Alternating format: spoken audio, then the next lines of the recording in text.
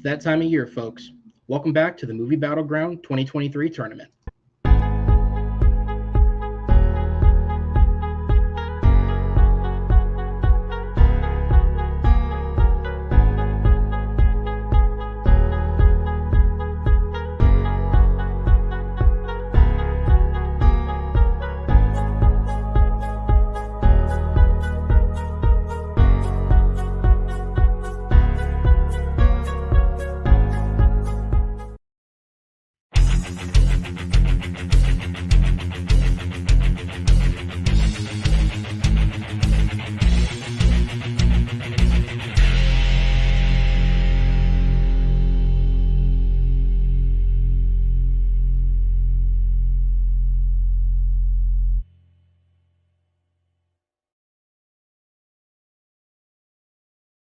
Hello, everybody. My name is Aaron Canola, and welcome back once again to the latest edition of Movie Battleground. And as I said, come the beginning of September, we will begin the Movie Battleground tournament. Well, it is September 1st, and we are beginning the tournament, guys. So we're going to go ahead, before we jump into this, if you guys have not been checking the Facebook pages where the announcements have been made over the last few days, I have the bracket here for everyone to see. We have 15 this year, 15 of the top competitors in Movie Battleground. Everybody in this tournament has not only won multiple matches this year, but they're also all either at a positive record or a 50-50 record going into this tournament.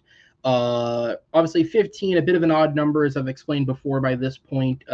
Competitors were given sort of a base schedule on which this would be recorded, and so from there they had the choice whether or not to opt in or opt out. So it's not literally the top 15 competitors.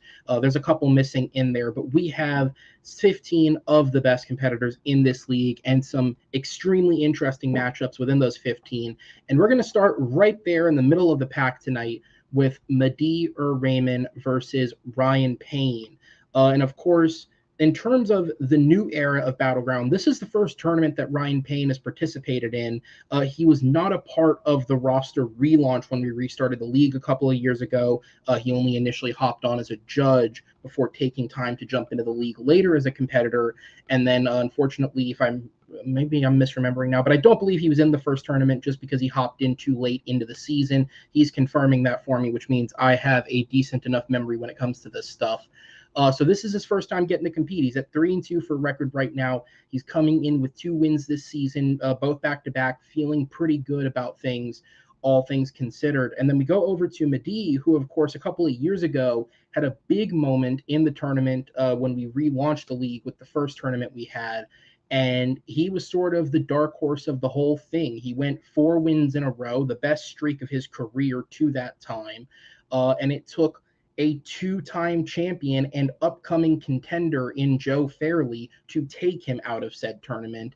Despite the fact that he's obviously picked up a few losses since then, his play has continued to stay at that level ever since then. And so maybe with another tournament in front of him, he can repeat what he did a few years ago. But with that said, we're going to go ahead and speak to the competitors first. So coming in the number 10 seed with a record of 3 wins and 2 defeats, he is the Caramel Mountain, Ryan Payne. Ryan, welcome to the Movie Battleground tournament. How are you feeling tonight, sir?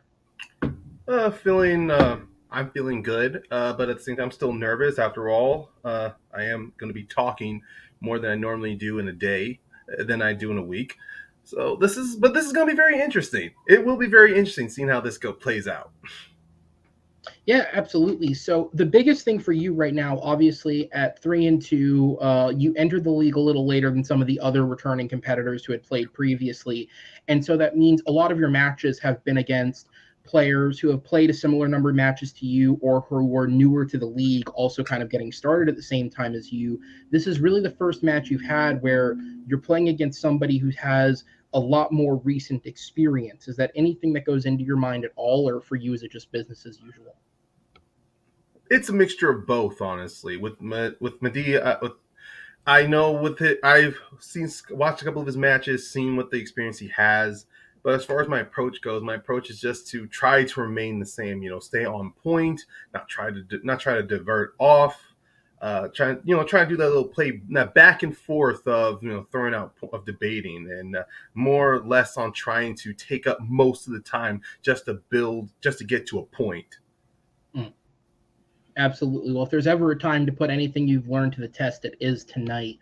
Sir, we will have you back on the screen in just a moment, but we're going to bring in your opponent first. Coming in with a record of 6 wins, 5 defeats, and 1 knockout, he is Madeeh Rehman. Madeeh, welcome back, sir. Fresh off of a hellish shift at the hospital, I presume. How are you feeling? Tired, to be completely honest, but I'm good, man. I'm good. This is going to be fun. I love Ryan. I've loved watching him compete in various trivia matches and in debate leagues. But this will be. I think this is the first time we faced off against each other, so it'll be a good time. Yeah, absolutely. At the very least, this time around, under this era of the league, it's the first time you guys have played. Maybe prior to that, I'm honestly not sure. But with that said, though, yeah, obviously, in terms of tournament runs that we've had in the 2 tournaments that we've had since we've relaunched, yours is certainly one of the greatest of the bunch. It's up there with, in terms of at the time where people estimated you versus how far you got. I think you certainly impressed a lot of people there. Do you want to replicate something like that again, or for you is it just play a match, see if I win?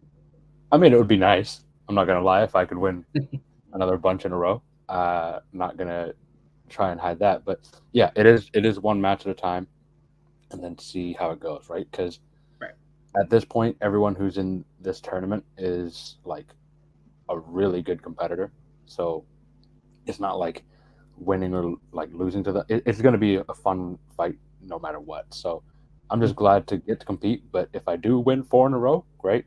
If I win more than that in a row, I'm going to be even happier. We'll just have to get there, though. Absolutely, man. All right, well, let's go ahead and get Ryan back in here, and we'll go ahead and get this started. This may be a tournament, but not much has changed. Movie Battleground is still a game that is a best of 5 rounds. It is a first to 3 points wins the match. Each round of debate is worth 1 point.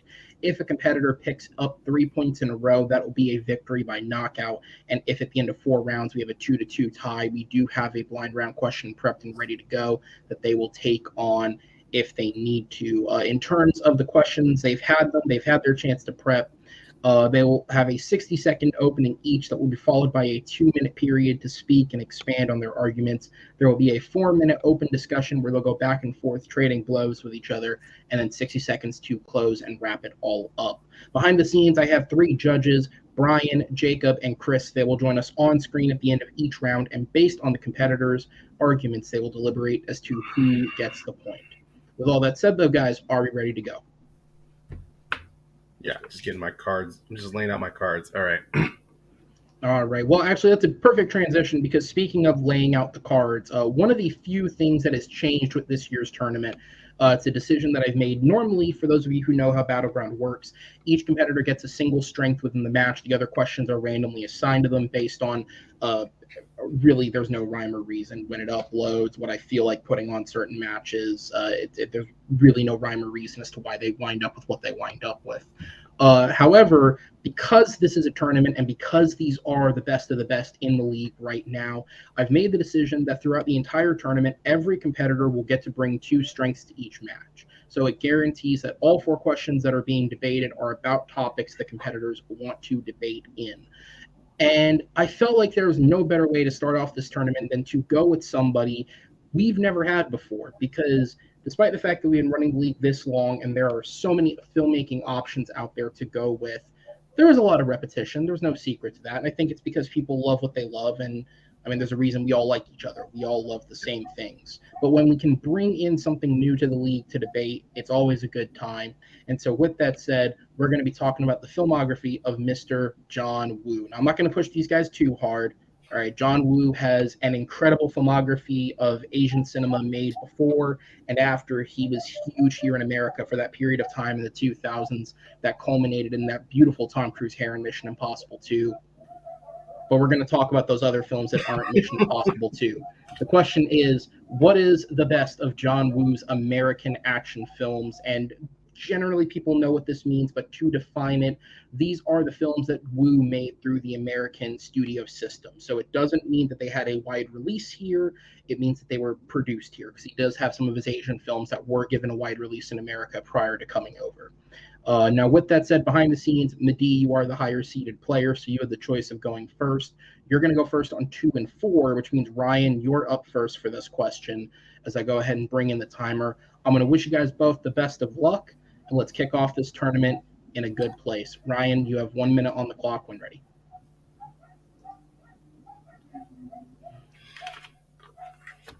For my pick for one of John Woo's, at least my opinion, his best American action film is the 1993 Hard Target starring Jean-Claude Van Damme.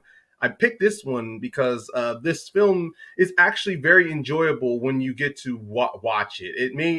It's not something that feels completely dated. It is a simple plot story of a young woman searching for her father in New Orleans, hires an out-of-work former mercenary, Jean-Claude Van Damme, and then discover a very intricate and conspiracy plot of rich men hiring a private firm to kill veterans, mostly for the thrill of hunting.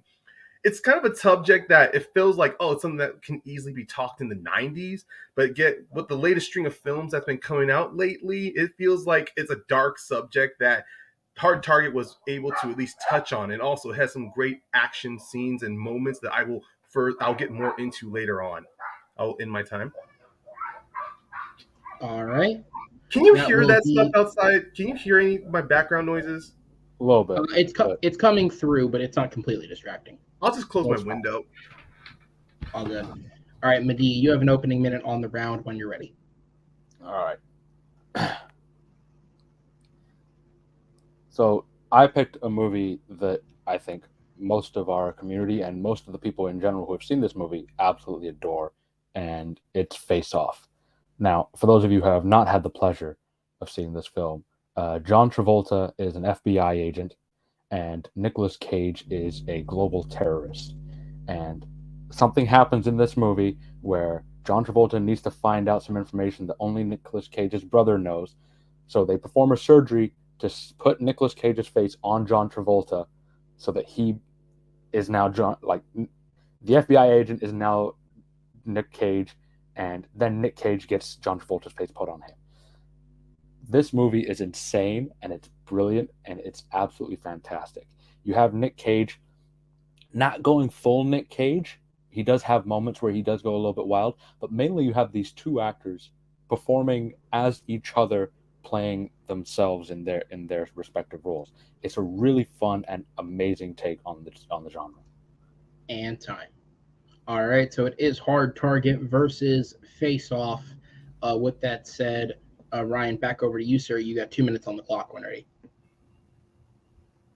Now, I do agree with Madeeh on how Face Off is definitely one of the wildest and things that when moments that go over the top, they go over the top. One of the things I love about Hard Target, and one thing I do think that is being more valued when you watch this, is how it is playing straight most of the time to its subject. It's not trying to go a little too over much with it outside of a few performances by the villains. But beyond that, it is a very good story because of the hard, no pun intended, performance that we get out of Jean-Claude Van Damme, and also the female actor, his co-star Yancey. I can't remember her last name, but they do a great job of really showing you this world in New Orleans, to where it is so bad there that not many people are getting work, to where homeless veterans, they are willing to put their lives on line for at least $500,000, or at least a lot of $50,000, $10,000 in cash, just so they can survive day by day, even if it means they're being hunted. And when I speak about action scenes, there's this one action sequence where one of the veterans is being chased from a graveyard all the way to the middle of New Orleans, where he is literally asking people to help him after he's been shot and he's bleeding, and how so many people are walking past him, showing that they just overlooking his suffering until he's literally riddled with bullets in the middle of the street. It is a very memorable moment that plays to the dark and grittiness of this, and John Woo plays that sequence so meticulously that when you get to the final third act where you get the big showdown, there is a lot of motivation and there is a lot of emotion into that action sequence to when you want to get that payoff. Not to mention, there's some great one-liners in this film that qualifies it into the action genre. Mainly, not just the hunting season's over, but that great line from the villain to where it's time like this where I remember my dad used to tell me, "Don't, son, that gun is loaded," and he starts unloading it. It's like it's fun, memorable lines from the villain and the hero. And time. All right, Madeeh, back over to you.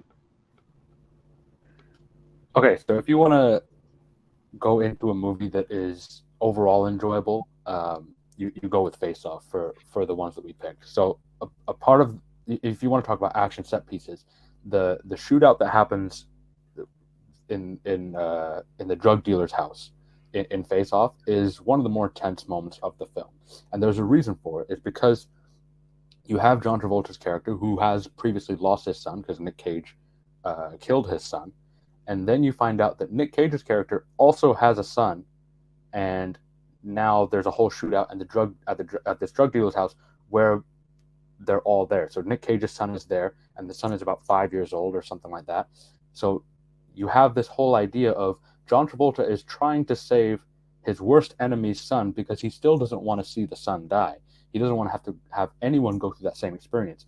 But at the same time, you know that he hates this guy more than anything. He sacrificed his family to try and hunt this guy down. He's a very career-oriented guy, and there's little things in this movie, the little character moments, that really make you feel like these characters are real. Like, you have this idea of John Travolta's character. We're like, all right, yeah, I see who he is. He's the deputy head of the FBI. I see what he's had to sacrifice just because he wants to take this guy down. I see what he's had to put himself through. And then you have the absolute sociopathic Nick Cage on the other end, who's doing all this wild and crazy stuff. And you're not sure why, because he is honestly just a sociopath.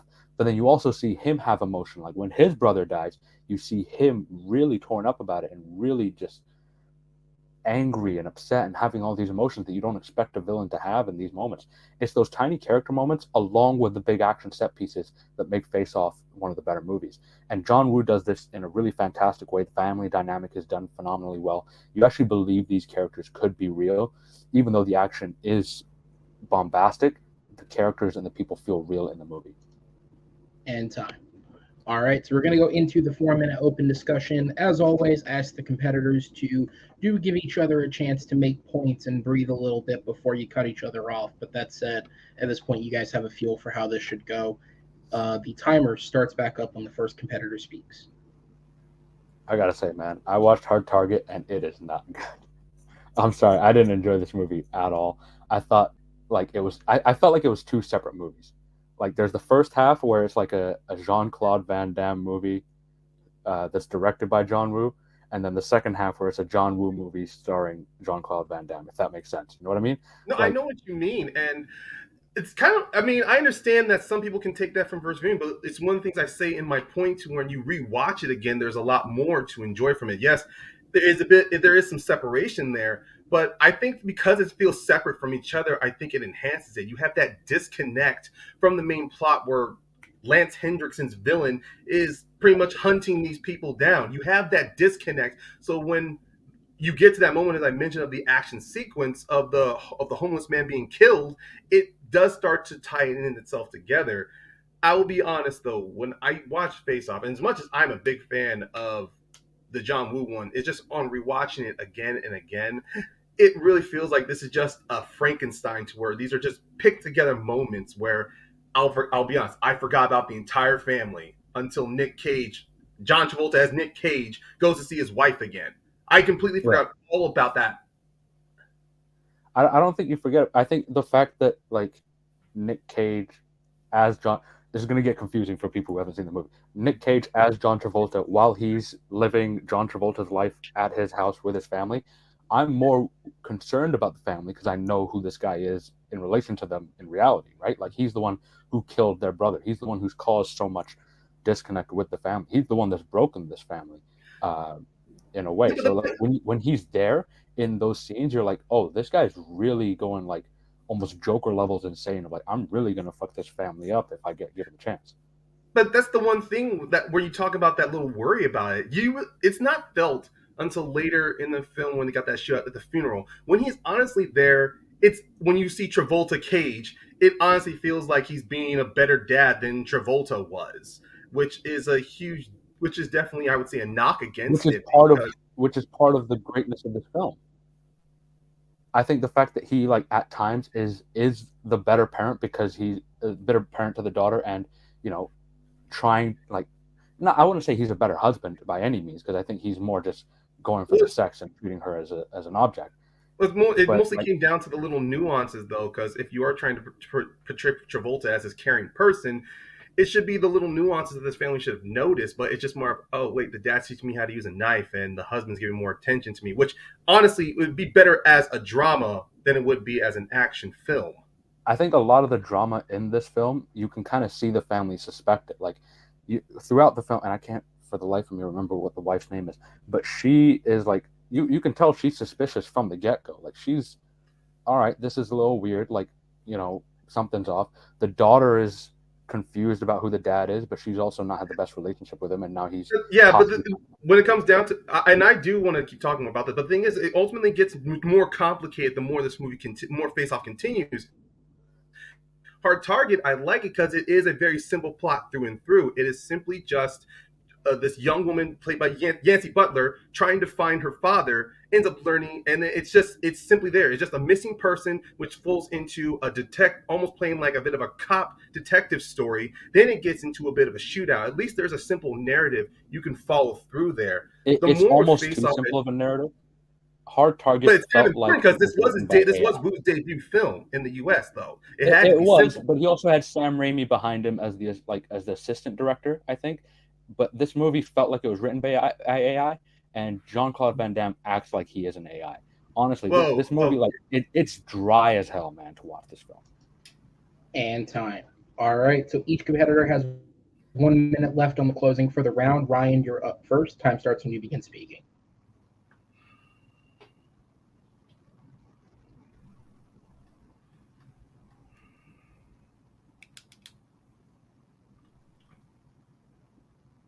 the film is a little bit off-putting when you watch it because you don't know what you're honestly expecting to go into this. Sure, if you were around the 90s around that time when Claude Van Damme was getting the name, you're expecting this film to be a 100% kick-ass story involving Jean-Claude Van Damme. But when you relook at his filmography, most of his films has always been a good character story at heart that is complemented by action sequences and by action moments, which is why when you see him defend the daughter and you see him stand up and fight against these hunters, it's because he is emotionally and he is motivated to fight against them.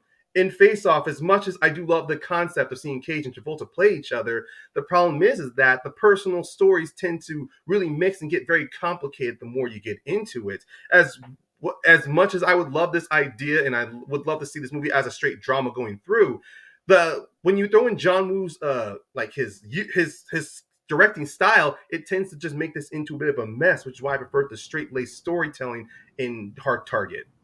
And time. All right. And then Madeeh, over to you for the final minute of the round when ready. Hard Target is not a good movie. Jean Claude Van Damme is more of a stunt double than he is an actor, and I think he should have had an acting double in this movie, to be completely honest. He doesn't have the humor or the charisma of either Sly or Arnie, who were at that time the biggest action stars. He was basically just a mullet with a roundhouse kick at that point. There's a point in the movie where he catches a snake and slaps it and then knocks it out with a punch, and I thought, this is the movie that I'm watching, and I don't know what else to say about it. And again, it feels like two separate movies. The first half of it plays like a drama where all of them are trying really hard to act, I think, but it just comes off as really dry and wooden. And the second half is mostly just bullets firing with no reloading. It's like they have the infinite ammo cheat on. Face Off is an actually very compelling movie. The family dynamic and the drama in it and the character moments in it propel the action forward. There's parts when you're in the drug dealer's house where the typical villains die, and you feel an emotional connection to them because they're not just nameless villains. They're actual characters, and you believe it. And time. All right. Guys, a great start to this matchup. I'm going to go ahead and sit you both in the back, and we're going to bring our judges on screen here. And as these guys go ahead and wrap up their thoughts and get their votes together, I do have a couple of quick fact checks to run through. So first off, for those who don't know, so John Woo's Hollywood career lasted about 10 years. He directed 6 films in that time. The 4 other films that weren't our 2 choices were Broken Arrow, Mission Impossible 2, Wind Talkers, and Paycheck. He is actually set to make a return to Hollywood. He is currently working on an action film called Silent Night. It'll be a silent action film. The movie will feature no dialogue, with the script having been written by somebody who's worked previously within stunts, and actor Joel Kinnaman will be the star of the movie. It was said later in the match, but I did pull it up. The actress's name who played the lead female character in Hard Target is Yancey Butler. The wife's name in Face Off is Eve Archer, a wife of Sean Archer, as played by Joan Allen in that film. And then finally, with the last part talking about the story of Hard Target, though not officially credited as such, Hard Target is based off of specifically the story of the 1932 film adaptation of the story The Most Dangerous Game, specifically that film they were inspired by when making this film. And then the last one here is Sam Raimi's involvement. So Sam Raimi was technically involved in Hard Target. He was never credited on any official role. What he was actually hired to do is basically be a director on standby. Though Universal gave John Woo the film, they actually had no faith in him to complete it because of his lack of a full understanding of the English language at the time. And so they hired Raimi to be on hand to take over the film if it came to such a point as to where he could not complete it himself. Raimi also brought in screenwriter Chuck Farrer, who wrote the screenplay for Hard Target after having worked with him on his previous film, Darkman. So with that said, we're going to go up to Brian first. Who gets your vote, and what was the main selling point? For me, I'm going with Madeeh on this one. The story was his dog against Ryan about how it feels like 2 different movies. John called about that mentioned he was not around the film, and he mentioned as well the story was it felt like AI wrote the whole movie. So, Madeeh gets my point. Okay. Jacob, I'll go down to you. I always like to say when it's somebody's first time here judging, welcome to the show, man. I'm happy to have you on board. Who gets your vote, and what was the main selling point for you? I am going with Ryan on this round. And I think the main selling point was that at first in the first round, I was a little shaky, but then he started explaining. I thought he explained his points better. I think that's what leaned me over to Ryan on this one. Madeeh did a great job, but I feel like selling me on his arguments, I think Ryan just did it better. Fair enough. Sometimes it is as simple as that. Chris, we're going to go to you for the tie-breaking vote here. Who gets it, and what was the main selling point? To keep it short, I remember these just by the slight margin. I just think every time Ryan tried to counter how Madeeh movie would work, Madeeh managed to counter it back, and I felt like the A comment, he brought up detail about the family, the drama stuff. It just won me on in the end. I just didn't hear enough about Hard Boiled for Ryan. All right. Well, judges, thank you guys so much. We're going to go ahead and sit you guys in the back, and we're going to bring the competitors in to question number 2 to follow up on a strong opening debate there. All I can add is, as somebody who has recently seen Mission Impossible 2 for the first time, these are both better than that film. Speaking of bad films, we're going to go ahead. What'd you say? I like Mission Impossible 2. It's not bad. It's not horrible, but it's the worst of those. Yeah, okay. Of those, yeah. It's like compared to the rest of them, it's like here. A little bit bigger, but anyways, speaking of bad films, let's talk about them.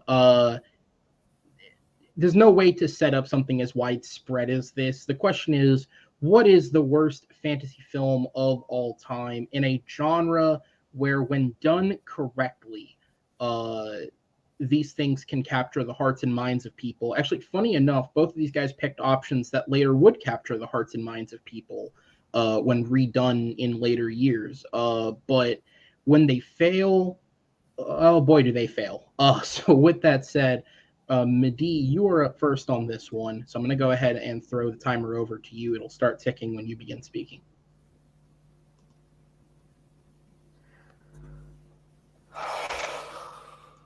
Okay. Ladies and gentlemen, I want you to really just take care of your mental health. And when I say that, mental health is important. And what I mean by that is don't watch Dungeons and Dragons from 2000. It's a terrible movie. It's really bad. I don't. So the Dungeons and Dragons as a franchise has had a really tough go of it. Like in the 80s, there was that whole satanic thing. Like people thought on the news, it was like, oh, Dungeons and Dragons leads to people summoning Satan or something like that. I don't know what the thing was. I'm not a child of the 80s. And then in the 2000s, or the year 2000, this movie came out. And it really just, I feel like this was worse for publicity than anything that the news did in the 80s. This movie, to say that it was directed is a long shot, because I don't think you can count what happens in this movie as having any direction. There's really just the outline of a Joseph Campbell hero story as a script, and that's basically it. The CGI is garbage for how much money this movie cost, which is $45 million. It's terrible. It's just terrible. And time. All right, Ryan, over to you. What was your failed fantasy film?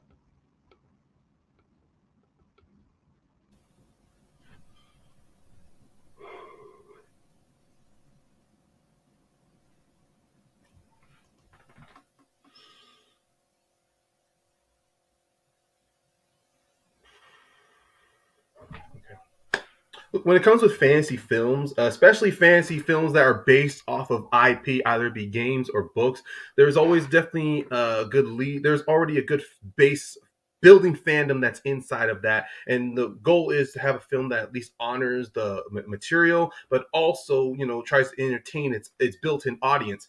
The Golden Compass doesn't do neither of those things, honestly. The Golden Compass does not honor its material, because even though it's meant to be like part one of his Dark Materials trilogy set of books, the problem was when this film goes on in, it is nothing but a literal Frankenstein, to where there are so much stuff left on the table that it mainly just cut down. It was mainly cut down to be a fun adventure film, when the truth is complete opposite of what the books are, and it really offended the fandom that was behind it.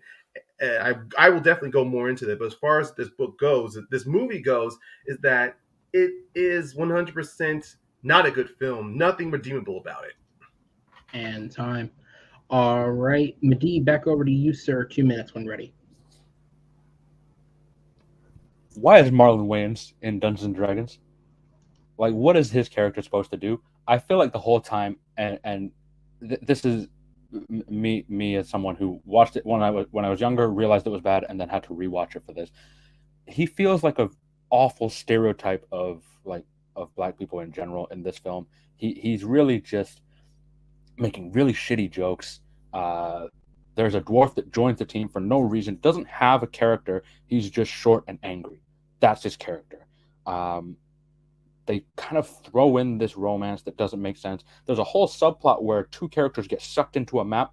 We don't even know what happens to them. They just come back out after like 5 minutes. And they're like, oh yeah, we met this guy and he told us this. Okay. This movie has a 9% on Rotten Tomatoes. And that feels like it's way too high. 9%. I don't understand how this movie was made. When you go through the history of how they were trying to make it, they had James Cameron on board to direct it at one point, but then he left to do Titanic. And then the guy who took over was just a guy who was trying to make the movie and has never directed before. And I think he's made a couple things after, but nothing that anyone in this community has watched. Jeremy Irons is in the movie. He's mostly just making faces and like doing a weird voice. The main villain, or the main henchman of him, is this guy who just kind of does like for anyone who's had the misfortune of seeing that Eddie Redmayne movie where he's just like whispering as a villain the entire time, with Mila Kunis, who has a crush on the dog Channing Tatum. That's what Bruce Payne is what his name is. The guy who's just like, and then he has diarrhea face for most of the movie because he has this like thing in his ear that apparently can suck out things from other people's ears. It's terrible. It's honestly terrible. The delivery, everything about this movie is garbage. And time. All right, Ryan, back over to you, sir. 2 minutes when ready.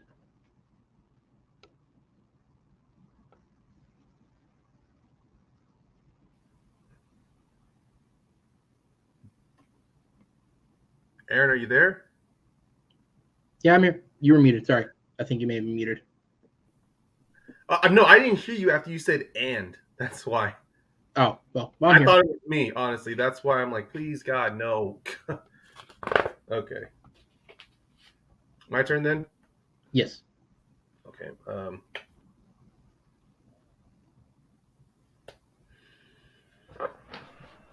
I did mention in my opening statement that that the Golden Compass film adaptation that stars Daniel Craig, Nicole Kidman, and a mixture of other actors involved, including the voice acting through Ian McKellen. This film, like at the time, it really doesn't do the book justice. Now, I'm not going to confess that I've read all of his Dark Materials, but from some of the research I've done into this, and from seeing the film, and the first time, this film was definitely difficult. It was definitely a real chore to get through, because with this whole character being centered around a little girl, you want to make this character likable. You want to make her, at least you want to be emotionally invested in her journey. The problem was, unfortunately, the directing that was asked of this young actress at the time wasn't enough to really push the plot forward. It was always the actors around her that were carrying the film for her. That was definitely one of the big flaws. Nothing against the actress, but the direction that was given to this actress for her to play this supposed to be a precocious and young girl who also has a shine of intellectual. It's supposed to be smart, but then have her be a kid was something that just couldn't work. It worked later on with the show on HBO Max, but as far as this goes, but moving on forward, they cut out a lot of interesting moments that really cut that, because the original length of this film was supposed to be over 3 hours. Studio wanted to bring it down for a more marketable running time, which means a lot of moments were taken out. The character of Nicole Kidman, her character would have been more fleshed out in the original runtime than her being just this cold madam. You would have seen more complexity to her character, more emotional layer subplot with her character and her connection to Lyra. Daniel Craig would have had more to do in this film instead of being involved in 3 separate scenes. And then the one subplot involving witches, that also would have been expanded on more than just having it all be Lyra runs into witches and then there's this big witch sub battle, which I don't know, which adds nothing into this part of the film. And time. All right, we're going to go into the 4-minute open discussion. Time starts when the first competitor speaks. So I'm not going to hold it against you that Dungeons and Dragons is bad, but the thing about this one with Dungeons and Dragons 2000, I can actually find some moments of entertainment from it. Now, can you tell me what they are, honestly? Jeremy Irons' bad acting, obviously. It's one, and as much as Marlon Wayans is kind of irritating and annoying, this is around the 2000s time where Marlon Wayans was just before, this was coming off of around the time when Scary Movie was popular. So people were definitely going to go around to see Marlon Wayans in the film. And also, as someone who has seen Marlon Wayans do this same shtick in the Wayans Brothers TV show, that was something I, as a kid, loved watching. It's someone who did not know Dungeons and Dragons. For me, Marlon Wayans was that face to associate with this, to where, oh, it's interesting, I'm going to go watch it. And I'll admit, despite the visual effects, I did like this high fantasy concept of seeing a dragon battle. I think the concepts, the concepts of this movie are well done. Because it's just concepts, but they don't put those concepts on the screen very well. The dragon battle, yeah, okay, CGI in the 2000s was, not the greatest, but this CGI is just like, it's out there. Like, this feels like something that you could have done on Photoshop back in 2000. To Marlon Wayans' point, honestly, he was filming this and Requiem for a Dream at the same time. Like, he would go back and forth on actors on weekends, I think. Yeah. How do you have Requiem for a Dream, Marlon Wayans' performance, and this all being done at the same time? It's boggling to me that he was so bad in one. And well, we go down to the technical aspects of filmmaking. We'd be here for a little longer. But as far as I go with acting, Marlon Wayans, at least you do see him trying to put in effort. All in the Golden Compass. I don't know if there was effort. What? I don't think Marlon Wayans was putting in effort. I think they gave him a paycheck and he was like, all right, sure, I'll be in Prague for. No, I definitely see there was effort put in there. That scene between him and Bruce Payne's character, where you see he's in a fight he can't win, that is effort to me. Not more like effort when I see Nicole Kidman trying to act with a little girl, and this is Nicole Kidman, Academy Award winning Nicole Kidman, and you see her looking as if, oh, I'm just going to play this. There's a disconnect there to where I don't see any investment in between the two of them, especially later on when she reveals to Lyra that she is her mother. I don't see that there because there was nothing, no groundwork laid there. It was just, here she is. I think here's the difference between our movies, though. Mine should have been a movie, but it should have been a good movie. And we had that with Dungeons & Dragons earlier this year. Golden Compass is such a dense book that it should have been longer. It shouldn't have been 2 hours. Like, that was the first mistake. But just because it wasn't enough runtime for what the story wanted, that's basically what all of your argument boils down to, is because we don't have enough character moments. We don't have enough time to develop who they are. The child actress was how you need to make a good film. Yes, if the film, it doesn't need to be over 3 hours. It doesn't need to be 3 hours. But even then, there were some scenes in this film I could take away. I could take away the polar bear fight that between Ian McShane. What? The polar bear fight was fantastic. It's enjoyable. But that's not involved in the first argument of the story. That fight happens later on, like in the second book. They only added into the first one because they wanted to keep the story moving forward. The first book is all about building character to moments like setting up the world. This was trying to create a fantasy world and because they were trying to get build off of Lord of the Rings. Because Lord of the Rings, yeah, it's more than 3 hours. It's at least more than 2 hours, but it was still able to tell a good character story. I think, again, this is coming down, like, if they had made The Last of Us into a movie, people wouldn't have liked it because there's not enough character moments. It's too short of a time to tell a story. You have TV, you have that room. Yeah, and now we have the TV show. Dungeons & Dragons as a movie should have worked, but it didn't. And time. All right, we got 1 minute left on the clock for each competitor. Madeeh, you're up first. Time starts when you begin speaking. Here's the thing about Golden Compass. Yes, there's parts of it that don't work, of course. The child actress is not great in the role. I think there's parts of the performances that could have been more fleshed out. And I think they did that well in a TV show, which is how the book should have been done in the first place. However, when you're talking about making a movie, sometimes you have to condense things. Harry Potter did that. Other books have done that. This book was adapted fine into this movie. It's not a terrible movie. It's just not good. The polar bear fight is really well done. The villain in Nicole Kidman is done very well. The cast is all actually acting very well, except for the child actress. The difference is you have good performances and good set pieces in your film. Mine doesn't have that. And also, there's worse fantasy movies that you could have picked. Dungeons & Dragons is listed on one of the worst movies of all time, period.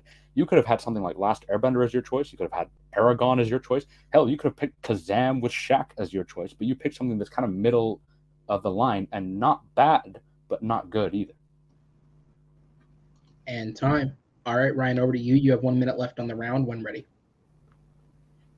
Middle of the line, not bad, not good. Seems to me that doesn't qualify for being... sure, in the place, it doesn't qualify as a worst fantasy film, but that's the thing. If it's middle of the line, personally, it kind of feels as if it's not really memorable. As much as Dungeons & Dragons is up there on that top list, it's on the top list because it sticks in your brain. It's there. Yeah, Jeremy Irons' bad acting, Marlon Wayans, Bruce Payne, the terrible graphics, the piece together plot, and the examples he gave me. Sure, I could have picked Aragon, I could have picked the Seeker, I could have picked Last Airbender, but I picked the Golden Compass because this was, like, at the time, like many based off of books, like Harry Potter, like Lord of the Rings, that Studio New Line wanted to make into their own version. We ended up getting something similar to Golden Compass with the Chronicles of Narnia, which is much longer and was able to adapt and do more better fantasy action pieces and character work. The Golden Compass, middle of the road maybe, but at least Dungeons & Dragons, I remember it more. And time. All right. Guys, we're going to go ahead and throw it over to the judges there. We'll let you guys rest in the back. Sorry for making you watch bad films. That's not a real apology, but, sorry. With that said, though, as the judges are wrapping up their thoughts here, we'll go ahead and throw around some fact checks. So first off, we'll start with the two most interesting things brought up at the start. Dungeons and Dragons direction. Yeah, calling this guy a director would be a compliment. The film was directed by Courtney Solomon, who has since directed 2 more films. He did An American Haunting in 2005 and the Ethan Hawke legendary film Getaway in 2013. Needless to say, he is not a good director. Courtney Solomon, the reason he wound up directing the film is because in 1990, Courtney Solomon, at 19 years of age, was able to make contact with the owners of the rights to Dungeons and Dragons under false pretenses of being a college student who was seeking to speak with somebody about a financial paper, and wound up developing a relationship with that executive, professional relationship, nothing more. Don't get your head in the sand. To and eventually secure the rights on the promise that he, as a fan of the franchise, would deliver the film that they had wanted to make throughout the 80s. He promised the potential to produce this big blockbuster adaptation that would have a big blockbuster director, and after holding on to the rights for 10 plus years trying to make that happen, including longer than the actual company itself held the rights, Dungeons and Dragons was sold to Wizards of the Coast in 1997. Wizards of the Coast finally brought in producer Joel Silver, who forced the movie to finally move forward, and Solomon wound up directing it when nobody else would. Needless to say, a nightmare of a production. The Golden Compass had its nightmares as well, talking about the screenplay. On Wikipedia, there is literally an essays length section that is about the differences from the novel to the film. Its excuses, or where it sort of says things went wrong, is Chris Weitz, the writer and director of the film, originally submitted a script that was apparently very accurate to the book, but would have resulted in a 3-hour film, which the studio did not want to make at that time. They had another writer produce a draft of the script that was more acceptable, and then sort of forced Weitz to merge the 2 scripts together into what became the final shooting script. The secondary writer was who added a lot of the changes, but because Weitz oversaw the final screenplay, he did receive credit for everything. Yes, Marlon Wayans shot Requiem for a Dream at the same time as Dungeons and Dragons. Dungeons and Dragons shot in Prague, and Requiem for a Dream shot in New York, which meant during the entirety of both of those productions, he was flying back and forth between Prague and New York in order to make the shooting schedules that the films had to move at a rate of. It's believed that this is also partially why he is killed for part of the film. It is to literally ease the travel schedule that he had over the course of making the 2 films. The film that was referenced, in which Eddie Redmayne plays a whispering, screaming villain and Mila Kunis is in love with Channing Tatum as a dog man, is called Jupiter Ascending. It also features Sean B. as a bee man. And then finally, Dakota Blue Richards is the name of the young actress who played Lyra in The Golden Compass. This was her first film, so blame the producers on that one. With that said, Jacob, I'm going to go up to you first. Who gets your vote, and what was the main selling point?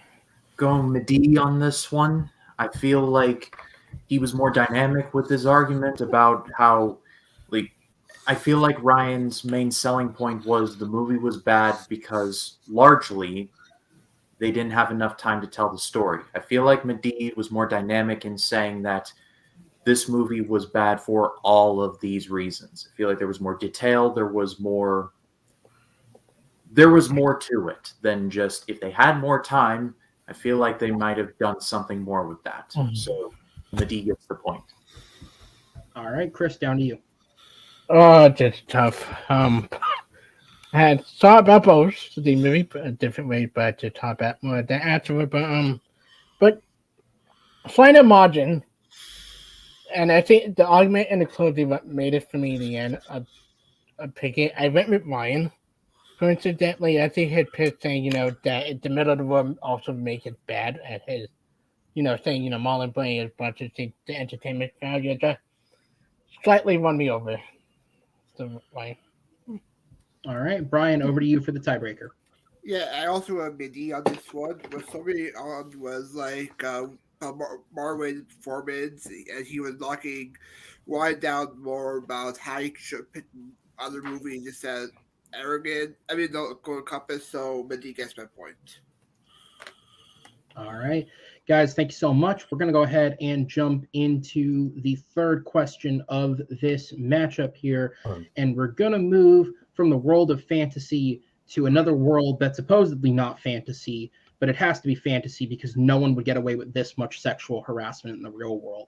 or maybe he would if he was in Hollywood. With that said, we're going to be talking about the one, the only James Bond. The question here is, what is the most underrated James Bond entry starring either Connery, Lazenby, or more? This is the easiest way of basically asking of the early films, which is the most underrated? And I think it's a fair question because, as time progresses, things do tend to get forgotten. People's conceptions of something change from when it may have first come out. And as these are the ones we're the most far removed from, and of course, Connery's portrayal of the character is certainly the one we're furthest removed from, I think it is an intriguing premise to ask. And I think we have some interesting choices here. Certainly two of the lesser talked about films overall, which I think is exciting. So with that said, Ryan, you are up first on this one. So I'm going to go ahead and give you the timer. It'll start when you're ready.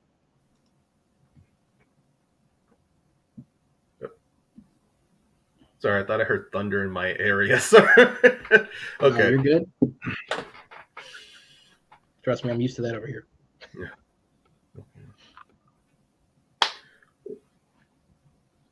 To be honest, when it comes with James Bond as a franchise, it is hard to, I would say nearly difficult to find a film amongst the franchise where you would say it's underrated, because everyone always has their subjective choice of what they see as underrated.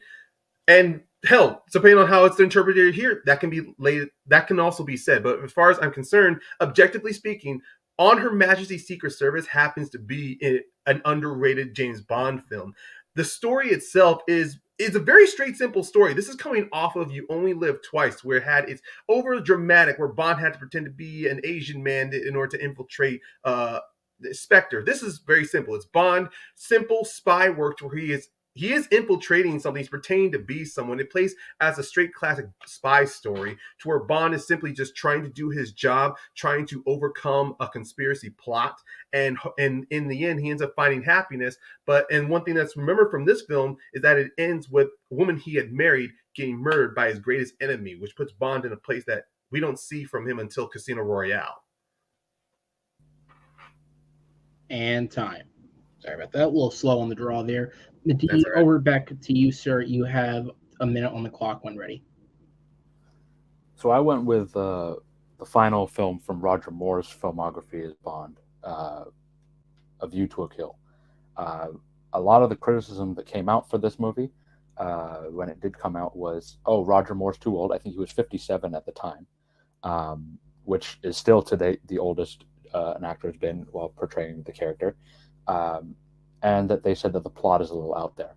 But let's be real, Moonraker also had a very out there plot. A lot of the Roger Moore films had a very out there plot. So to say that any of them had, an out there plot, it's kind of a non-starter. And I think the fact that he was older, and they do kind of play on the fact that he is a little bit older, actually ends up increasing this movie. I think if this movie, with some slight changes to dialogue and things like that, because some of the dialogue to the Roger Moore movies are dated, if it had come out today, I think people would really enjoy this movie. I don't think it would be the greatest ever, but I do think it would be much higher ranked on a lot of people's list than it is right now. And time. All right, Ryan, back over to you, sir. 2 minutes when ready. One of the few aspects of On Her Majesty's Secret Service that I do see as underrated is, as I mentioned before, it's plot. Now, the plot is just simple. Bond trying to hunt down Blofeld, because this film is meant to follow You Only Live Twice, which matches in the connective storyline as it was from the Connery era. This film wasn't trying to separate itself from the Connery Bond. It was trying to continue on from it as if this is just another story in Bond's life and his mission as a 007. And it goes into some very interesting moments where you see Bond meet this woman he is drawn to. He quits his service as 007, although it's changed to a paid leave. But still, this is a situation where Bond, he is straightforward, trying to be loyal to his country, but because of extenuating circumstances, he has no choice but to go out on his own, use other resources outside of MI6 in order to discover a conspiracy plot. And also, this is the first film starring George Lazenby, who not many people thought was going to be able to take the reins from Sean Connery. And this was also directed by, this is also a first-time director behind it as well. So there was a lot of doubts going on for this film. And this was heavily slammed by a lot of people afterwards. And this was also around the time when George Lazenby decided to quit being Bond. And he was hounded for years by so many people of saying that he shouldn't have walked away from this when he was guaranteed easy money, because Eon Productions was going to bring him back as Bond for Diamonds Are Forever, which is another continuation of the James Bond narrative from this film. But he decided to walk away, and for years people kept slamming this film as the worst Bond. But now, with people re-looking back on this, and especially the documentary Becoming Bond with the actor George Lazenby, people are getting a better perspective look at this film. And only my time. And time. All right, Madeeh, back over to you. I think when you talk about underrated, a lot of people, when you ask them to rank the, I think, 25 Bond films that there have been, or canon 25 films, A View to a Kill is usually listed like in either at the bottom or like in the bottom 5. And it's definitely not meant to be there. I think Christopher Walken as the villain, along with Grace Jones as his heavy, are really fantastic villains that are probably actually, if you watch it today, actually works better. The plot, is a little bit similar to other films that we have seen, but it's a lot more topical now because it is about Silicon Valley and how it's controlling something, and and he wants to get ahead of it. The thing with On Her Majesty's Secret Service is, I think a lot of the criticism originally was just, oh, he's not Connery, and that was where a lot of people were like cut and dry. It's like, it's not Connery, so I don't know if it's Bond. And the whole recasting thing, I think people, especially back then, were not necessarily ready for it. But then because we've had so many recasts since then, I think that's why a lot of people now are putting it higher up on their rankings. I mean, myself personally, I put it, I don't have the exact number, but it's in the top 10 for sure. I think a lot of people agree that it's a very well-made film. The action is done really well, and I don't think anybody ranks it lower. I think as time has progressed, people have put it higher. The thing is, with A View to Kill, people still put it on the bottom of the list, and they kind of forget, and they just kind of gloss over the fact that it is a well-made film. It just has a couple small problems here and there. Like, if I was to give it like a star total, I'd say it's like a 3.5 star film, but it's definitely not like a 1.5, which is where a lot of people have it. On Her Majesty's Secret Service is a 4-star film back then, and it's a 4-star film now. People kind of just have accepted that it's a different Bond. And time. All right, we're going to go into the 4-minute open discussion. The timer starts back up when the first competitor speaks. I'll let you go first. Oh, thank you about that. But I was going to draw back to what you said in your little expansion about people. The main criticism was that he's not Connery. I'll be honest, that it might seem not much a bit of a drawback, but considering in our today's society of movie-going people, if an actor is considered even being replaced for an iconic character, already we're going to have Twitter, Facebook, and so many social media blowing up like, don't recast this person, don't recast them, and then it just goes into a whole can of worms in that situation. I will say that there are other moments of this film that is considered underrated. Bond's relationship with Diana Rigg's character, Bond becoming friends with a mafiosa person, also Bond pretending to be somebody he's not, to infiltrate Switzerland and try to learn, being an intellectual. It's something that most Bond films do, but they don't use it as a source of the plot within at least 30 or focusing on it for 30 to 40 minutes of its runtime. I think that's the thing, though. Like, I don't see, and maybe this is just my circle, but when I was looking online, I don't see a lot of people saying that On Her Majesty's Secret Service is like a bad movie. Like, I think a lot of people are agreeing with you that I agree with you. It's a really great movie. It's one of the better Bond films. Yeah. I'm just going from the context before people were being very serious about reviewing films, especially when it came through word of mouth or in earlier like film going site like around 2000. So I would, in my circle, or every time I come across film critics, I'd always hear people slamming on Her Majesty's Secret Service, which drew me away from watching it until maybe 5 years ago. I decided to go take a look and see the film. But that's still like overall, I think people really enjoy this film. Like if you watch it, it's a good film. I think the difference between our films is that A View to a Kill back then was seen as and a lot of it comes down to how media reviewed it. They were like, "Oh, he's too old, and he's not Connery. They should do this. They should do that." The whole too old thing, I'll even say that's also the direction towards Connery during his first outing. And Connery was like 30.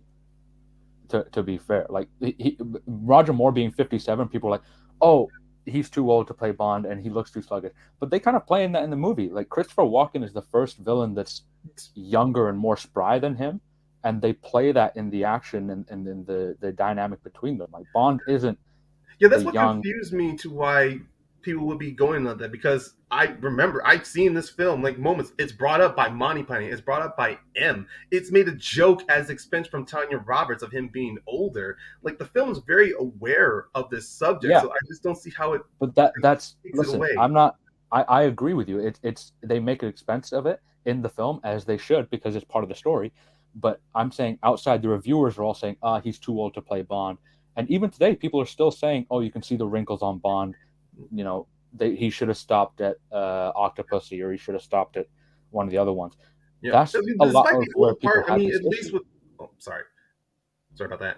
I was gonna say, despite the old counts at Roger Moore, though, there's also, to be honest, The View to Kill is somewhere I'd still think ranked maybe around the like between at least the 20 and 15 though.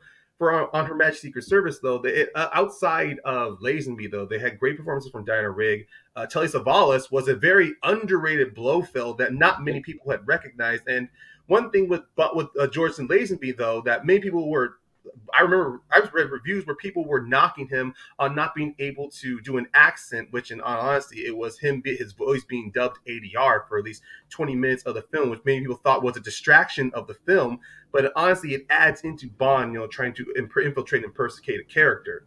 Did I say impersonate? Yes, you did. With that said, guys, we're going to jump. Right, well, yeah, we can strike that from the record. This is Movie Battleground, not English Battleground. With that said, we'll jump into the closings here. Ryan, you have 1 minute up first when you are ready. The timer will begin with you.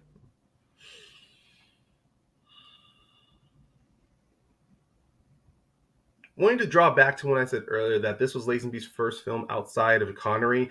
In Connery's era of Bonds, all the way to You Only Live Twice, Bond was completely seen as the womanizer of a character. In this film, you don't see him womanize a lot, except when he is in Switzerland with Blofeld's Angels of Death. But throughout the majority of that film, you're seeing Bond develop a romance and connection to Diana Rigg's character, to where you see Bond wanting to give up being a spy, walk away and get married. And then at the end, you see that heartfelt tragedy to where he loses her and it ends with her dead in his arms. And I did say in my opening, it is a place where we don't see Bond until the whole franchise rebooted with Casino Royale with Daniel Craig. This was a Bond film at the time to where they subverted a lot of the Bond tropes that was well established with Connery. And yes, the criticism that he's not Connery, but this film also subverted a lot of stuff that Connery had set up. It didn't have insane gadgets. It didn't do a lot of the womanizing charm. This was straight through a spy film.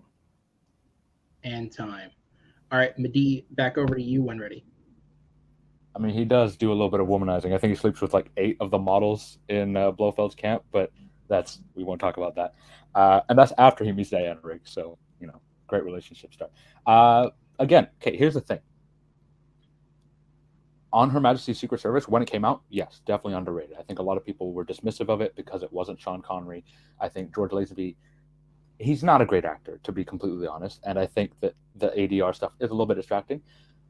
But, over the last 20 years, I think a lot of people have garnered a vast appreciation of this movie. I think a lot of people really enjoy this movie. I think it's listed in a lot of people's top 10s of the franchise, at least. Whereas A View to Kill is still kind of seen as the lower tier. when it came out, it was viewed as lower tier, and even today, it's still viewed as a lower tier. I'm saying that the wildness of it, the action and the stunt work of it, the music by Duran Duran and John Barry's score is fantastic. A View to a Kill deserves more respect than it's getting right now. That's what makes it more underrated, because that's what the question is: what's the most underrated? On Her Majesty's Secret Service was underrated. Now, it's not. Sorry, was that time? Yep, you're good. It lagged a little on my end as I was saying. Oh, okay. My bad. I thought I had a few seconds. No, you're good. You're good. All right, we'll go ahead and sit you guys in the back, and we will bring the judges in as they are finishing up their thoughts here on the round. As I'll go ahead and throw out some of the fact checks here real quick. So the first thing is Roger Moore was 57 years old when he was shooting A View to a Kill. That would make him the oldest Bond while actively shooting any of the projects. This was also, for what it's worth, this was not meant to be a continuing gig. They went into this purposefully with this being his final film. So, they weren't going to go for 59-year-old Bond. This was the end of it. With On Her Majesty's Secret Service, in terms of the reception to Lazenby, it seems as though it's hard, especially because a lot of the reviews are older. It's hard to find reviews that dive into specifics, but it certainly seems that the main thing that people sort of hit on in terms of at the time criticism, and that's what I was trying to find with this, is the fact that he didn't have the same presence as Connery. He didn't carry himself the same as Connery. And that seems to be both a real-world criticism and a film criticism. Even in an article that I found talking about his performance, they then go on to mention his physical appearance at the premiere of the film as if that has any bearing on his performance in the movie at all. So it seems like it was a very confused thing, the way that people were reacting to him. It was also called out the fact that this was his feature film debut. Peter R. Hunt was a debuting director when he directed On Her Majesty's Secret Service. He had already worked on the Bond franchise as both an editor and a second unit director during the Connery films. He was not new to the franchise, but this was his directorial debut. And then finally, in terms of James Bond, this is something I started in a recent match, and I'll sort of do it this way, is I was able to find multiple lists online that rank the Bond films, and I've sort of run an average ranking based off of where the films were placed. So I have 4 different sources that I've pulled from. Of course, Rotten Tomatoes, which does garner a critical consensus from all reviews submitted over many years. The website GQ, which I've used before in Bond articles in the past. They're very big Bond fans over there. They write a lot about it. The Guardian, which is a UK outlet, of course, to cover Bond.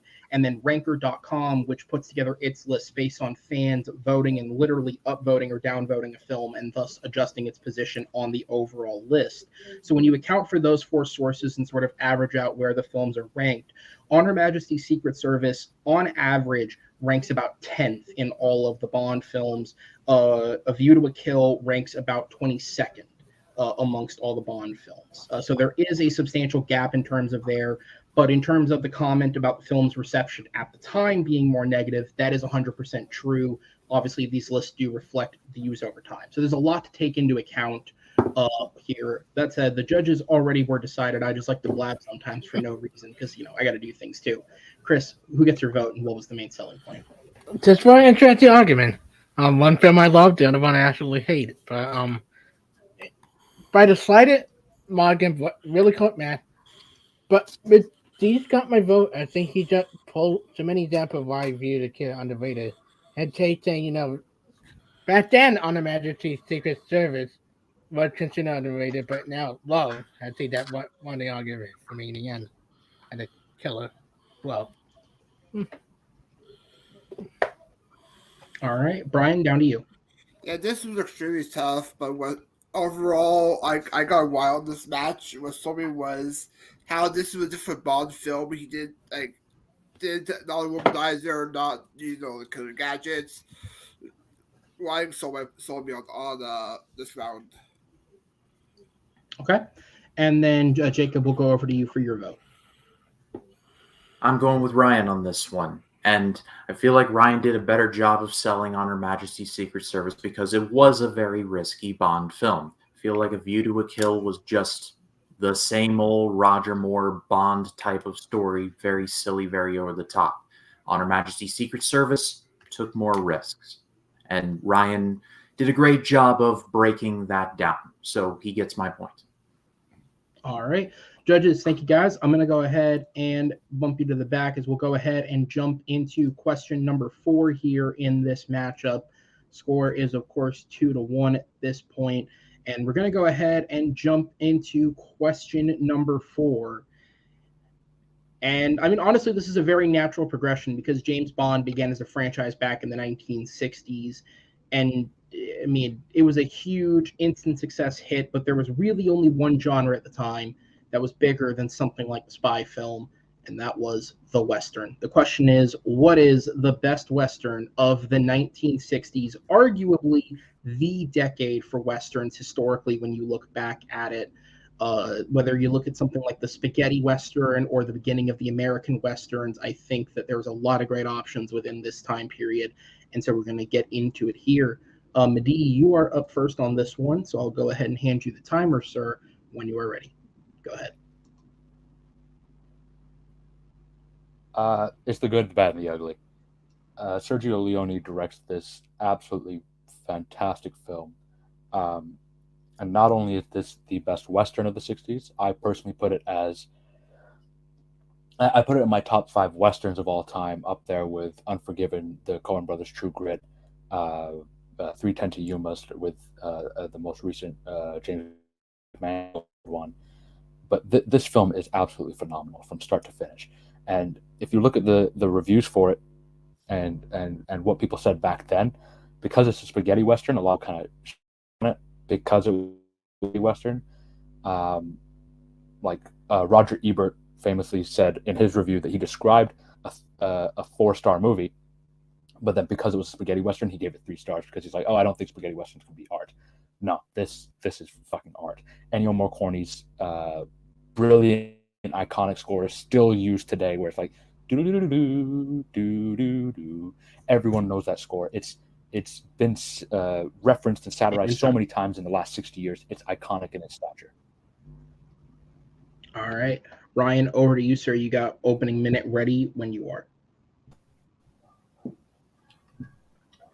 Well, my pick is The Man Who Shot Liberty Valance. This movie starring John Wayne and James Stewart, directed by John Ford, who I believe who John Wayne has collaborated with on multiple occasions.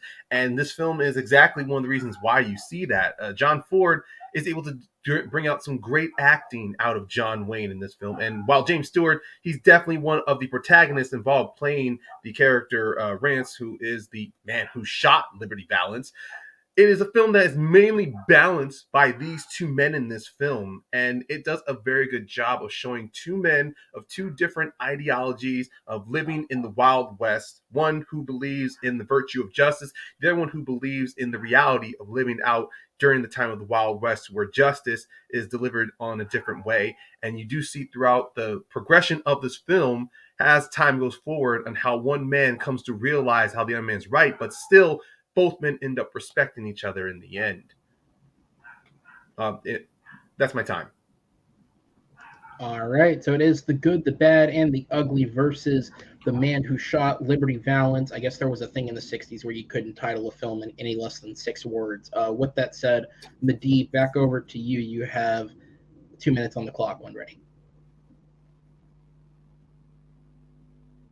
If you look at the legacy of The Good, the Bad, the Ugly, it's been 60 years since then. And people to this day still rank it as one of the top 50 films of all time. Not 50 Westerns, 50 films.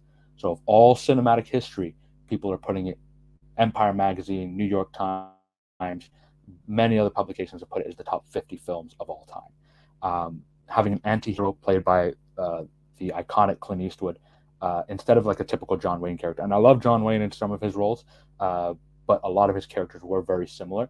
Having Clint Eastwood as this anti-hero and having this satire almost on how violence was and how the Old West kind of romanticized violence, it's a brilliant take on the genre, and it propels the movie forward in ways that have not been done since.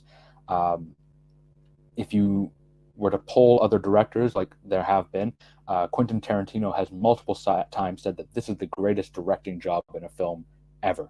And I feel like he knows something about directing.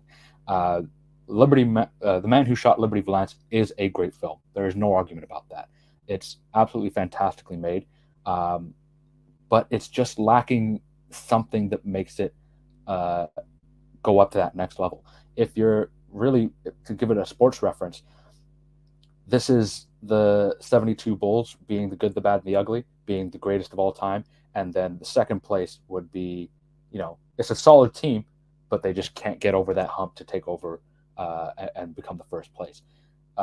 Again, the way that it's shot, the way that it uses intense close-ups, and then the long, wide shots in order to propel how the film works and how the violence is. Each of these characters interacts with violence, the good, the bad, and the ugly. All three characters interact with the violence in a very different way. Each of them seeing it in a different way, each of them reacting to it in a different way.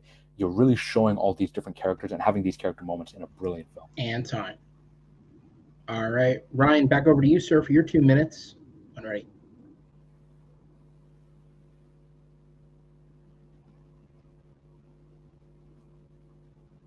Ryan, I think you're muted.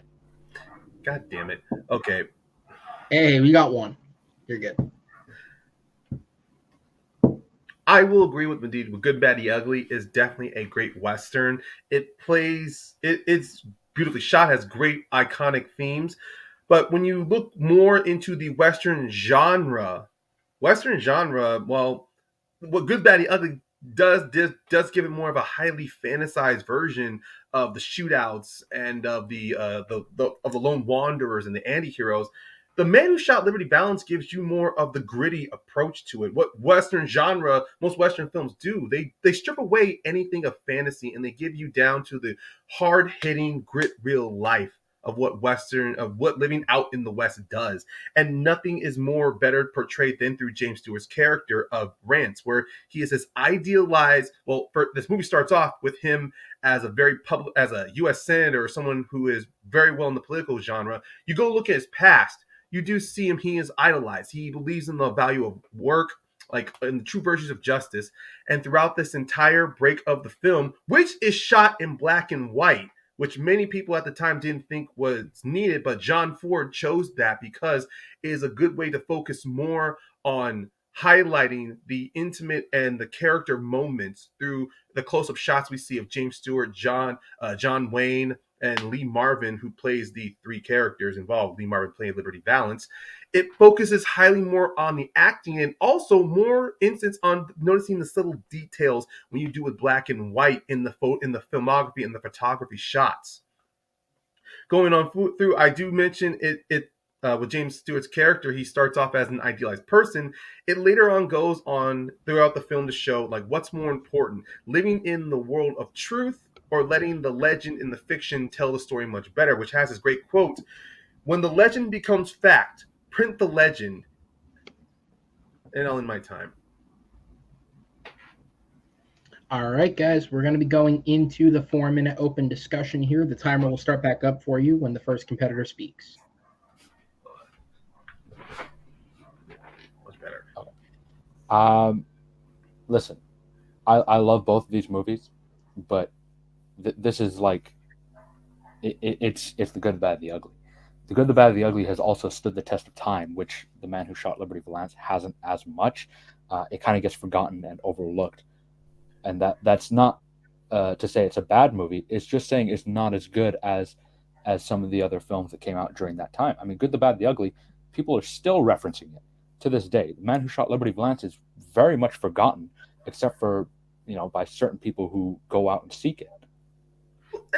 And I get you in that point, but if we are going to talk about the general consensus, that would make a lot of sense. But this is more focused on the 1960s, meaning looking at all of the Westerns. So in that sense, yeah, we are searching out for this film to look for. And you did say earlier, and one thing I will say, sorry, I'm mixing myself, because with The Man Who Shot Liberty Valance, it is a straight-through genre that pays heart more into the Western genre, which a lot of movies during that time, it was all focused on the hard grittiness of living in the West. It was all about fighting for survival. It was about making something of yourself out there, not like how with UEC with Good, Bad, and the Ugly or Once Upon a Time in the West. It's all about the shootouts and the iconic score moments. This tells a good and straight story that doesn't need to rely so much on it for people to remember it. Okay, well now you're just getting into like genre stuff, because then there's like the spaghetti western versus like the traditional. I guess traditional western would be the best term for it, and that's exactly what people in the '60s said when they were like, "Oh, this movie's a spaghetti western. It can't be that good." No, it's fucking phenomenal, despite it. And spaghetti westerns count as westerns, man. Like it's still in that genre. Like yes, it's a different take on the genre, and kind of like a different like branch of it, but it still fits in the same. And we don't talk about other westerns from that era really. Like there's a couple that we discussed from the classic era, but there's not many that are still brought up today, still referenced today, still put in movies as like fuck, The Office referenced The Good, the Bad, the Ugly with their like whole shootout thing. They don't reference The Man Who Shot Liberty Valance. Like it's not something that has stood the test of time. And when we're talking about something that's the best of a certain decade, that's been 60 years now since we've seen these movies, or 54 or whatever. Yeah, time, it doesn't matter as much, but I get what you're saying. Whatever. I Like, do. The fact that it has stood the test of time for so long and still revered, whereas The Man Who Shot Liberty Valance, people will watch them like, yeah, that's a really good movie, but they never reference it. They never talk about it. You do say it stands the test of time, though, but outside of the score and outside of Sergio Leone's directing, is there anything else of this film that will stand out into so many other people? Acting, the action set pieces, the satire. His acting, honestly, I love this film, but Clint Eastwood is kind of the least memorable person to me. I kind of think Eli Wallach and got the other actor involved. They are more memorable compared to Clint Eastwood. He's just there because his name Clint Eastwood. And you did take a shot of John Wayne because him in this film, but not him in this film, but like him as a I know him in general. persona. I know what you mean, Yeah, but him in this film, he is used much better because of his tough guy persona. Is used for a point in the story because of the relationship he has with James Stewart in this. It is a better, as I said, this is a better, more focused story of Westerns. I will say, so my personal opinion, I think this is one of John Wayne's better performances, and I love James Stewart and their camaraderie in it. But again, it gets overlooked. I think when people think of John Wayne, they don't think of Liberty Valance. They think of True Grit. They think of him calling people pilgrim.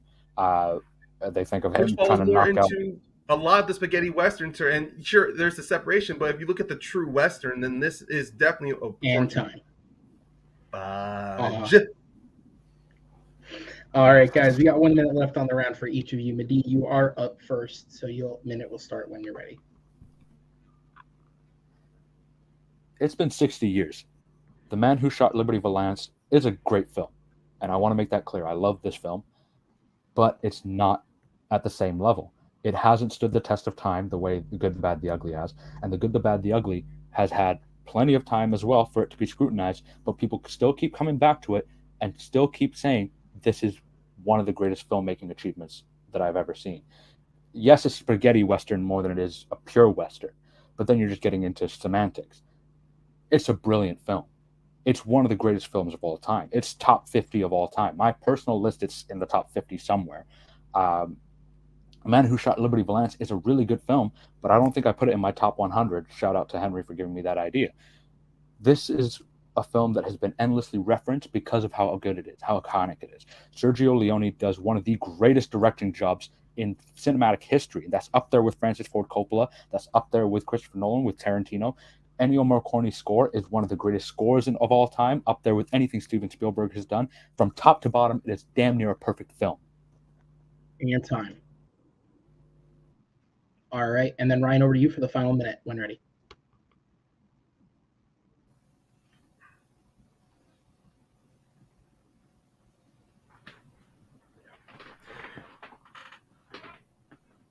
Definitely don't mean no disrespect or anything to Madeeh. He brings up great points about how Good and Bad and Ugly is remembered more. And yeah, I did get into speaking more on how it's more spaghetti western. But in today's genre, in today's generation growing up, all I knew about the Good, Bad, and Ugly is that so many people, when it was referred to, most everyone said it was like a spaghetti western, which built more of an idea of what you're to expect from westerns. The Man Who Shot Liberty Valance, and if I do need to get specific, if I do need to get in specific on genres, yes, this is a very good movie of a true western, because westerns are moral tales. They are they are moral tales. They are character stories, because out there in the West, because it's all about the realism out there, the brutality that is there, the stuff that spaghetti westerns tend to fantasize and highlight on. The Man Who Shot Liberty Valance is one of these films that are showing you the differences between how to shoot a really good western and shooting a spaghetti western. It may not be much to say, but I will tell you that when it comes down to bring the difference of telling a straight color action, oh my God. I love this. This is great. Yeah. I really wish we had it's stressful, but it's great. Yes. I don't think I would have called the Western one being the most passionate of the four. That was excellent, guys. Great job there. I'm going to go ahead and answer guys in the back. And I hate to cut you off. I was saying, I have like 4 flashcards in front of me on The Man Who Shot Liberty Valance, and I'm just like darting, trying to grab something. Legit, man. Like 2 whole pages on this one topic, because I was like, this is the one where it's going to be like 1A, 1B. I was like, I gotta be fucking ready on this one. These both movies, right. By the way, I think we both agree.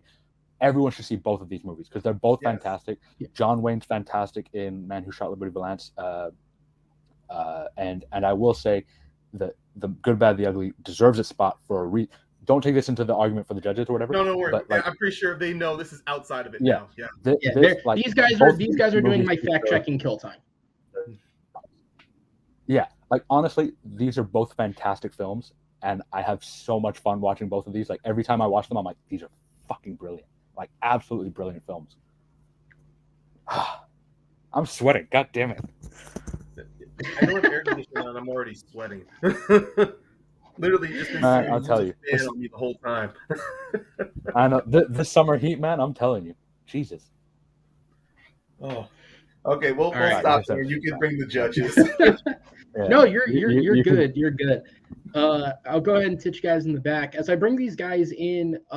So the only thing that I was really able to fact check, because again, I mean, these guys said they were prepared, they were on it. There wasn't really a lot to double check or anything that didn't sound confident. The only thing that I looked up is the Pilgrim thing.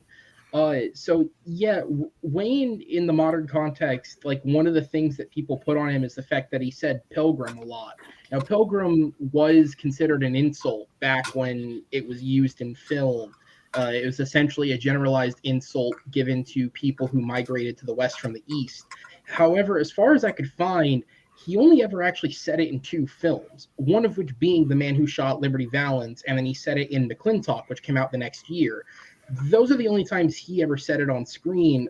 What's believed to have popularized the idea behind it in the modern day is actually Family Guy, who running gag with John Wayne, where anytime Peter is impersonating him, he just continues to say the word pilgrim at the end of every sentence. And so it seems to, for people who may not have seen a lot of Wayne's films, it puts this idea in their mind of, well, that's who that is. Okay.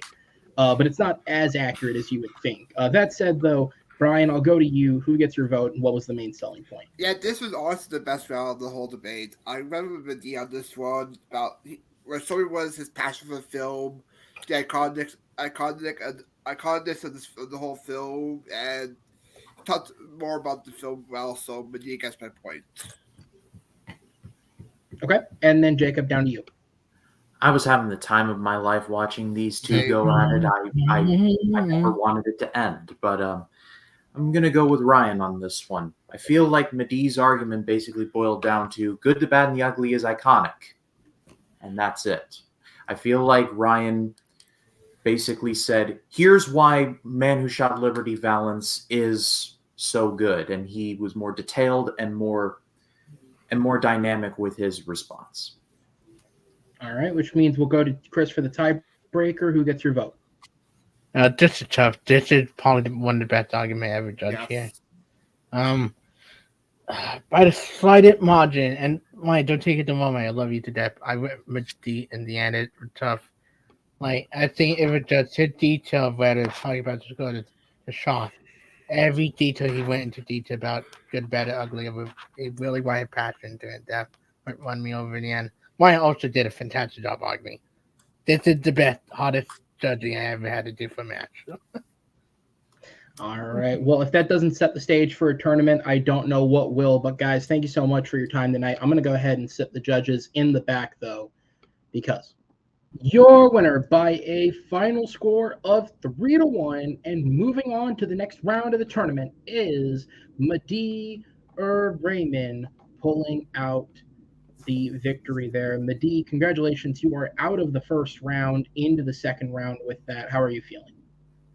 I'm feeling pretty good. That last round was amazing. And again, I want to reiterate to everyone, please watch both those movies. They're absolutely fantastic. Both of them are all-timers.